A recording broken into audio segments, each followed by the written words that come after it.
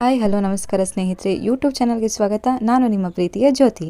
ಇದು ಭಾನುವಾರ ನಾನು ಮತ್ತು ನಮ್ಮ ಫ್ಯಾಮಿಲಿ ಹೊರಟಿದ್ದು ಭೂವರಹನಾಥ ಸ್ವಾಮಿ ಟೆಂಪಲ್ಗೆ.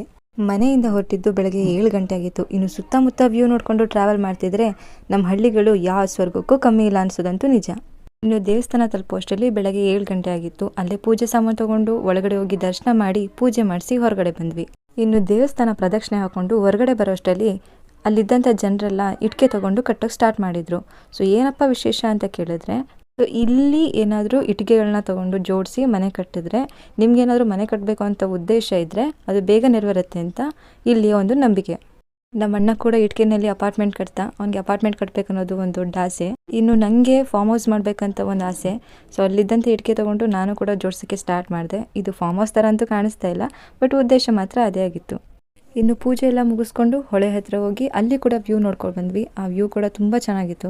ವ್ಯೂ ನೋಡಿಕೊಂಡು ನಾವು ಹೊರಟ್ವಿ ನಮ್ಮ ಮನೆ ಕಡೆಗೆ. ಸೊ ನಿಮ್ಗೆ ಯಾರಿಗಾದರೂ ಸೈಟ್ ತೊಗೋಬೇಕು ಅಥವಾ ಮನೆ ಕಟ್ಟಬೇಕು ಅನ್ನೋ ಉದ್ದೇಶ ಇದ್ದರೆ ಈ ಟೆಂಪಲ್ಗೆ ವಿಸಿಟ್ ಮಾಡ್ಬೋದು.